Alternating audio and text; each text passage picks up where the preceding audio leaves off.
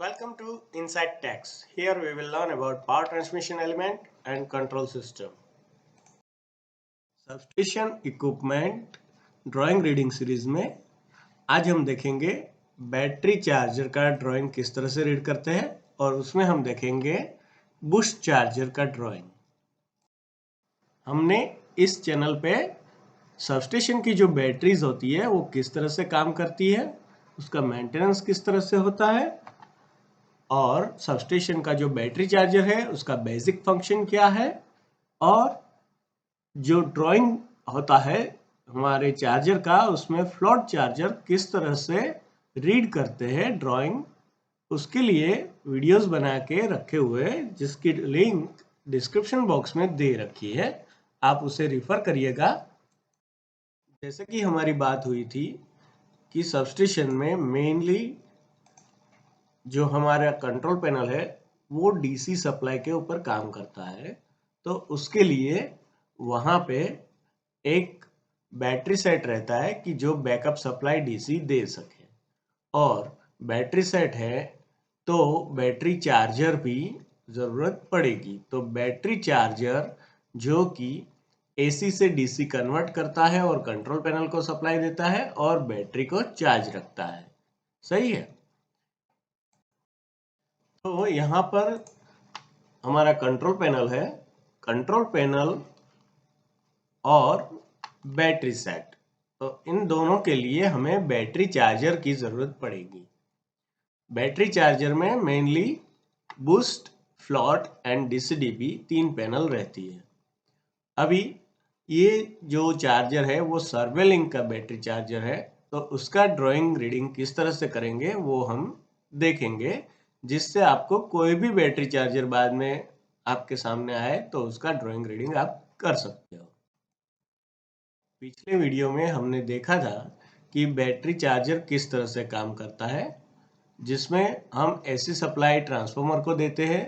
Transformer जो होता है वो उसे हमारे रिक्वायर्ड वोल्टेज पे कन्वर्ट करता है एसी। फिर उसके बाद रेक्टिफायर सर्किट आती है और रेक्टिफायर सर्किट जो होती है वो हमारे फ्लोट बस में जाती है और फ्लोट बस से कंट्रोल पैनल को सप्लाई मिलता है। उसी तरह से जो हमारी बैटरीज है तो बैटरीज को भी टोटल वोल्टेज सप्लाई मिलते हैं जो कि बूस्ट चार्जर से मिलते हैं और फ्लोट चार्जर सिर्फ ऑन हो तब फ्लोट चार्जर भी उसको पूरी बैटरी को चार्ज करता है। तो ड्राइंग हम देख के ये चीज़ पूरी समझेंगे कि ड्राइंग में किस तरह से ये दिया गया है। जैसे कि हमने आगे ड्राइंग में देखा, कोई भी अगर बैटरी चार्जर आपके पास होगा तो उसमें इस तरह का ड्राइंग होगा। तो यहाँ पे हमने कलर करके दिया है जो आइडेंटिफिकेशन है एसी सप्लाई का, और उसके बाद यहाँ पे रेक्टिफायर सर्किट है और रेक्टिफायर सर्किट के बाद यहाँ पे डीसी सप्लाई जनरेट होता है जो कि बैटरी की तरफ जाता है। सेम उसी तरह से फ्लोट चार्जर है तो उसमें एसी सप्लाई है और ट्रांसफार्मर के बाद रेक्टिफायर सर्किट है और डीसी सप्लाई बन के जाता है हमारे कंट्रोल पैनल में और हमारी बैटरी को भी वो चार्ज करता है। ठीक है। लास्ट वीडियो में हमने फ्लोट चार्जर किस तरह से काम करता है यहाँ पर वो देख लिया था, जिसकी लिंक डिस्क्रिप्शन बॉक्स में दे रखी है। तो फ्लोट चार्जर का हमने सीख लिया है, तो आज हम सीखेंगे बूस्ट चार्जर। बूस्ट चार्जर किस तरह से काम करता है, तो यहाँ पर ये ऊपर का जो ड्राइंग है वो पूरा बूस्ट चार्जर का ड्राइंग है। हम पहले से ही एक एक करके बूस्ट चार्जर पूरा सीखते हैं। तो चलिए शुरू करते हैं। बूस्ट चार्जर का ड्राइंग किस तरह से काम करेगा। सबसे पहले एसी सप्लाई, जैसे कि हमने लास्ट वीडियो में देखा था कि एसी सप्लाई देना होता है और एसी सप्लाई के बाद एक स्विच आती है 26 नंबर की जो कि मेन स्विच है, जिससे चार्जर के बस में एसी सप्लाई पहुंच जाएगा। और उसके बाद हमारा जो आज का टॉपिक है कि बूस्ट चार्जर किस तरह से काम करता है, वो उसमें सप्लाई जाएगा जो कि स्विच 1 से जाएगा। तो देखिए हमारा जो बैटरी चार्जर है उसमें यहाँ पर जो है वो बूस्ट चार्जर है। तो हम इसमें ये डोर ओपन करेंगे तो यहाँ पर हमको 26 नंबर वाली स्विच मिलेगी जो कि ये है। और उसके बाद हमारे जो बूस्ट चार्जर ऑन करने के लिए स्विच है SW1, तो वो हमारी इस पैनल में सबसे पहले यहाँ पर मिलेगी। इससे AC सप्लाई हमारे बूस्ट चार्जर के अंदर एंटर होगा।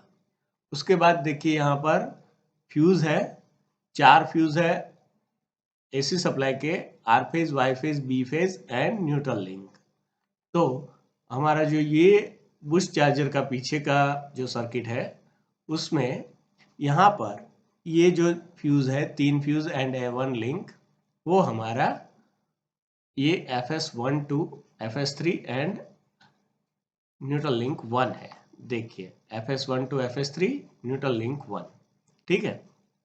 और जैसे कि आगे बात हुई थी कि इस फ्यूज का भी सुपरविजन होता है इलेक्ट्रॉनिक सर्किट से, जो कि ऐसी फेल का इंडिकेशन हमें देता है। उसके बाद यहाँ से आगे सप्लाई जो जाएगा वो इंडिकेट करेगा हमें LED के माध्यम से कि यहाँ पर AC सप्लाई आ गया है। तो बूस्ट चार्जर में यहाँ पर 3 LEDs दी गई होगी जो कि हमें इंडिकेट करेगा कि AC सप्लाई यहाँ पर पहुँच गया है। उसके बाद हमारा जो AC सप्लाई है वो यहाँ पर एक कॉन्टेक्टर में जाता है। ये कॉन्टेक्टर में क्यों जाता है? क्योंकि हमारी जो स्विच है वो ज़्यादा ऑपरेट होती है और ज़्यादा एम्पियर पे अगर स्विच ऑपरेट हो तो वो स्विच खराब हो सकती है। इसके लिए एक कॉन्टेक्टर के थ्रू उसको ऑन किया जाता है और बूस्ट चार्जर को ऑन करने के लिए स्विच 2 दी गई है। देखते हैं कि वो किस तरह से है। देखिए यहाँ पर ये जो कॉन्टेक्टर है वो बूस्ट चार्जर का कॉन्टेक्टर है और उसमें यहाँ पर हमारा AC सप्लाई जो आउटपुट है फ्यूज का वो जाता है और आउटपुट में हमारा A1 A2 A3 बन के सीट नंबर 4 पे जाता है। उसमें एक ओवरलोड रिले भी दिया है जो कि यहाँ पर लगाया हुआ है और उस ओवरलोड रिले का एक कॉन्टेक्ट यहाँ पर भी दिया है। तो क्या है कि अगर ओवरलोड रिले ऑपरेट हो गया होगा तो हमारा ये कॉन्टेक्टर जो है वो ऑपरेट नहीं होगा। और ये जो है वो हमारे कॉन्टेक्टर की कॉइल है। तो कॉन्टेक्टर की कॉइल को सप्लाई कहाँ से मिलेगा? तो वो सप्लाई स्विच 2 देने से मिलेगा। और इसमें और एक चीज है RL4। तो RL4 क्या है? RL4 जो है वो यहाँ पर है, ये हमारा फेज सुपरविजन रिले है कि तीनों फेज आ रहे हैं तो ये कॉन्टेक्ट जो है वो क्लोज रहेगा। यानी कि एक भी फेज का सीक्वेंस अलग है या तो फेज नहीं है तो ये स्विच ओपन रहेगी और हमारा बूस्ट चार्जर ऑन नहीं होगा। देखिए यहाँ पर ये बूस्ट चार्जर की जो पैनल है उसमें ये जो स्विच है वो हमारी स्विच नंबर 2 है। देखिए यहाँ पर ये चार्जर स्विच 2।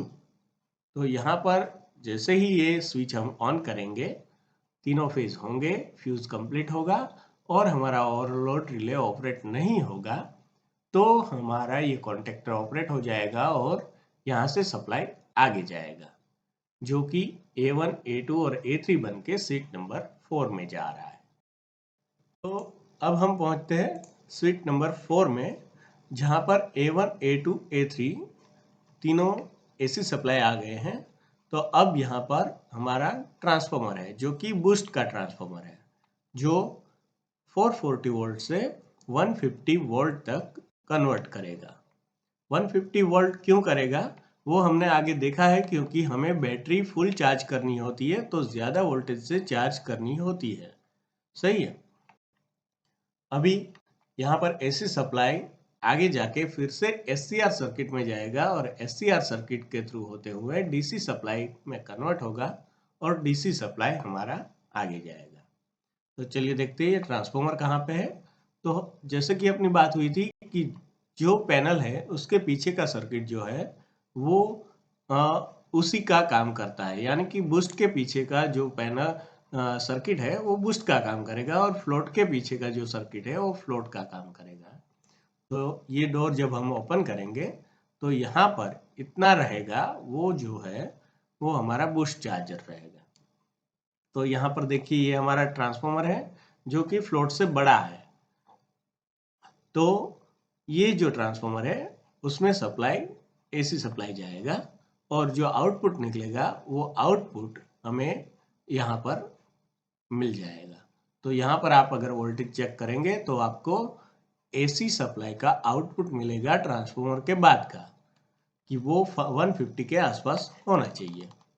उसके बाद हमारा जो एसी सप्लाई है वो एससीआर सर्किट में जाता है। एससीआर सर्किट यहाँ पर यहाँ है, सही है। तो जैसे कि हमारी बात हुई थी कि ऐसे जो हमारा रेक्टिफायर सर्किट होता है उसमें एक डायोड एक एससीआर, एक डायोड एक एससीआर, एक डायोड एक एससीआर, इस तरह से होता है। तो यहाँ पर हमारा ये रेक्टिफायर सर्किट कंप्लीट हो रहा है। उसके बाद उसका जो आउटपुट है वो हमें यहाँ पर फ्यूज में मिलेगा। तो ये जो फ्यूज है वो एससीआर के बाद के फ्यूज है, जिसमें यहाँ पर आप चेक करेंगे तो आपको डीसी सप्लाई आउटपुट बूस्ट का मिलेगा। बूस्ट का डीसी सप्लाई आउटपुट जो है वो आप यहाँ से चेक कर सकते हो। देखिए यहाँ पर डायोड के बाद फ्यूज आ गया और यहाँ पर एससीआर के बाद फ्यूज आ गया। तो ये फ्यूज कनेक्ट होते हैं तीनों और हमारा पॉजिटिव टर्मिनल बनता है, और यहाँ पे कनेक्ट होते हैं और हमारा नेगेटिव टर्मिनल बनता है। उसके बाद देखिए यहाँ पे जैसे भी हमने फ्लोट में बात किया था उसी तरह से कि जो हमारा डीसी आउटपुट होता है वो पूरा डीसी नहीं होता है, उसमें थोड़े रिपल वोल्टेज होते हैं। तो उसको फिल्टर करने के लिए यहाँ पे एक फिल्टर सर्किट लगाया जाता है जिसमें एक फ्यूज होता है और 4 हमारे कैपेसिटर्स होते हैं। और यहाँ पर भी एक डायोड होता है जो कि D4 है। वो वही काम करेगा कि हमारी जो ये सर्किट है उसको प्रोटेक्ट करने का काम करेगा। कभी यहाँ पे नेगेटिव और यहाँ पे पॉजिटिव कनेक्ट हो गया तो ये डायोड जो है वो हमारी पूरी सर्किट को बचा लेगा। वो डायोड यहाँ पर D4 करके है। देखिए यहाँ पर ये D4 जो डायोड है वो हमारा प्रोटेक्शन डायोड है, ठीक है। यहाँ पर एक और ट्रांसफॉर्मर होता है जो कि वोल्टेज कंट्रोल ट्रांसफॉर्मर होता है। तो उसका जो आउटपुट होता है वो एक सर्किट में जाता है और ये सर्किट एससीआर फायरिंग जो होती है, एससीआर की फायरिंग उसको कंट्रोल करती है आउटपुट के लिए, ठीक है। और अभी हमारा आउटपुट जो है डीसी आउटपुट वो P1 और P2 बन के सीट नंबर 6 में पहुंचेगा।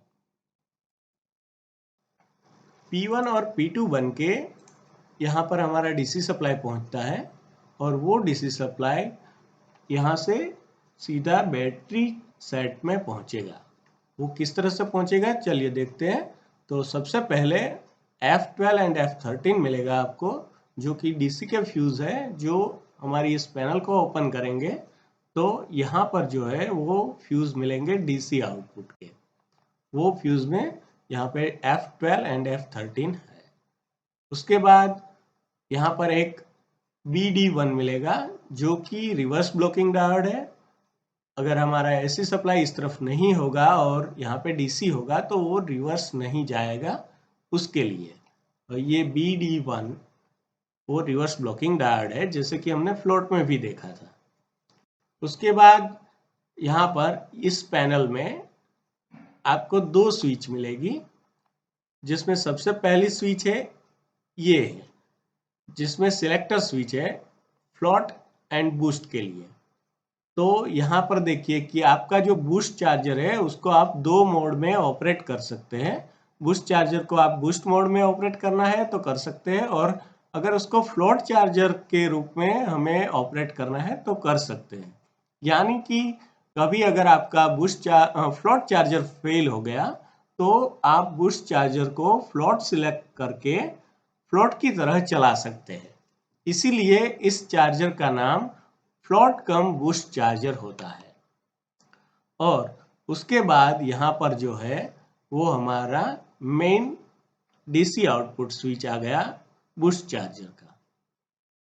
और उसके बाद यहाँ पर देखिए ये जो कॉन्टेक्टर है, कॉन्टेक्टर 2, ये सबसे इम्पोर्टेंट कॉन्टेक्टर है। इस कॉन्टेक्टर से हमारा फ्लोट एंड बूस्ट दोनों कनेक्ट होता है। वो कॉन्टेक्टर यहाँ पर है। अभी इस कॉन्टेक्टर में हम देखेंगे तो यहाँ पर ऊपर की ओर हमारा बूस्ट का आउटपुट मिलेगा और नीचे की ओर हमारा फ्लोट का आउटपुट रहता है। नॉर्मल कंडीशन में ये जो कॉन्टेक्टर है वो हमेशा कनेक्ट रहता है जब बूस्ट ऑफ रहता है। बूस्ट ऑफ रहेगा तो ये कॉन्टेक्टर कनेक्ट रहेगा और फ्लोट का जो आउटपुट है वो आउटपुट यहाँ से होते हुए बैटरी चार्जर को मिलता रहेगा, बैटरी सेट को मिलता रहेगा। यानी कि हमने आगे वीडियो में देखा था कि फ्लोट का आउटपुट पूरा बैटरी को मिलता है। और जब भी बूस्ट चार्जर ऑन होगा तो ये कॉन्टेक्टर ओपन हो जाएगा और जो बूस्ट का आउटपुट है वो बूस्ट को मिलेगा।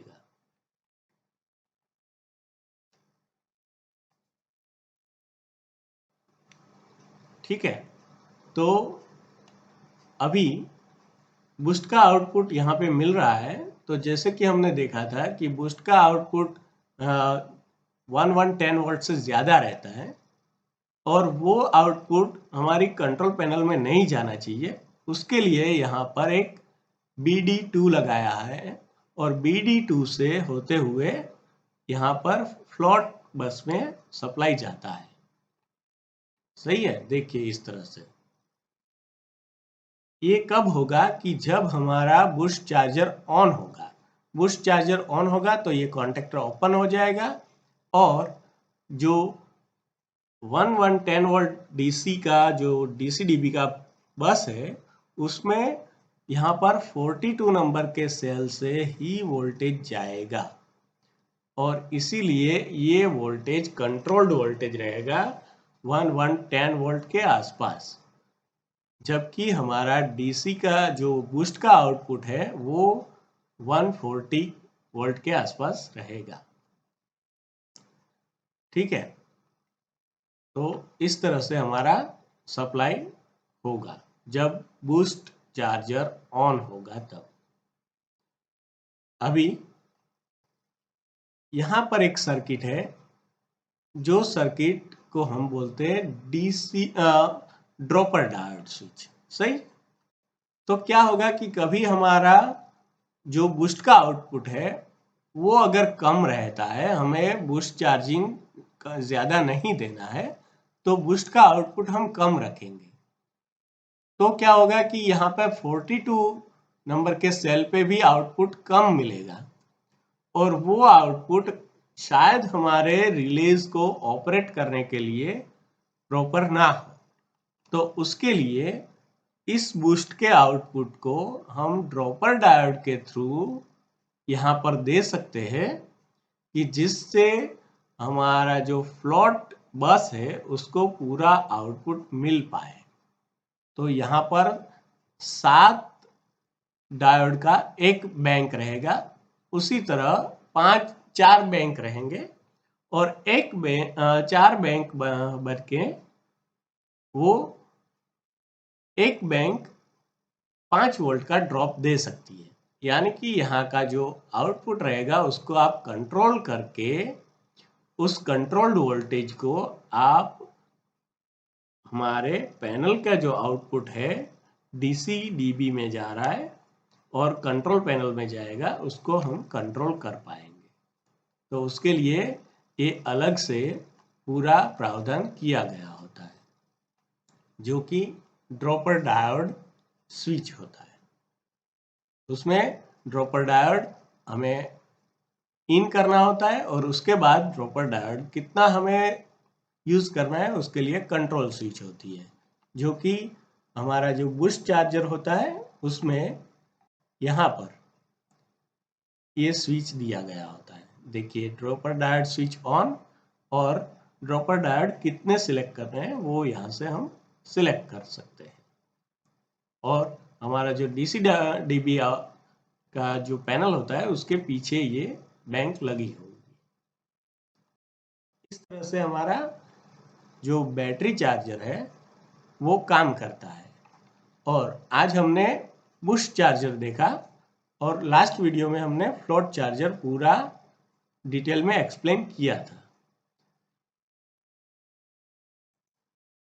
तो बैटरी चार्जर का ड्राइंग किस तरह से रीड करते हैं वो आपने देखा आज, और मेरे ख्याल से आपको समझ में आ गया होगा कि battery charger float and boost किस तरह से काम करता है।